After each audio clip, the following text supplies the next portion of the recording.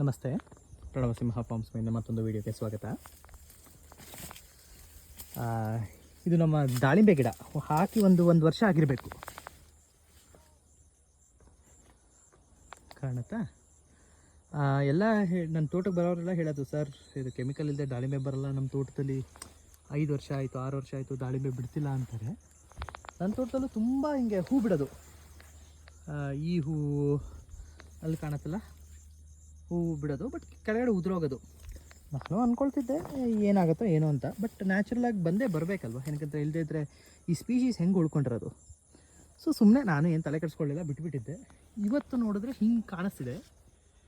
ಇದು ಹೂವು ಕಾಯ ಗೊತ್ತಾಗ್ತಿಲ್ಲ, ನನ್ನ ಕಣ್ಣಿಗೆ ಕಾಯಿ ಥರ ಕಾಣಿಸ್ತಿದೆ. ಇದು ನಿಮ್ಗೇನು ಅನಿಸುತ್ತೆ ಹೇಳಿ. ಇದು ಮೋಸ್ಟ್ಲಿ ಕಾಯೇ, ಇದು ಕಾಯ ಆದರೆ ಸಖತ್ತಾಗಿರುತ್ತೆ. ದಾಳಿಂಬೆ ಸುಭಾಷ್ ಪಾಳೇಕರ್ ನ್ಯಾಚುರಲ್ ಕೃಷಿ. ಸುಮ್ಮನೆ ನಾನು ಇದಕ್ಕೆ ಹಾಕೊಂಡು ಹೋಗಿರೋದು, ಏನೋ ಪೆರಿಫೆರಿಗೆ ಹಾಕೊಂಡು ಹೋಗಿರೋದು. ನನ್ನ ಇದು ತೋಟದ ಬಾರ್ಡ್ರ್ಗಳು. ಗಿಡ ಮಾತ್ರ ತುಂಬ ಚೆನ್ನಾಗಿ ಬಂದಿದೆ.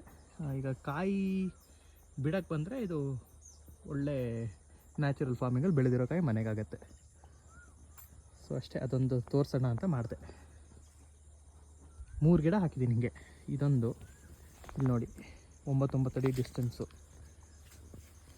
ಮಂಜಿಯವರು ಅಂದರೆ ನಮ್ಮ ಜಮೀನು ನೋಡ್ಕೊಳ್ಳೋರು ಹೇಳ್ತಿದ್ರು, ಸ್ವಲ್ಪ ಹತ್ತಿರ ಆಯ್ತೇನೋ ಸರ್, ಸ್ವಲ್ಪ ದೂರ ಹಾಕಬೇಕಿತ್ತು ಅಂತ. ನನಗೂ ಈಗ ಹಾಗೆ ಅನ್ನಿಸ್ತಿದೆ.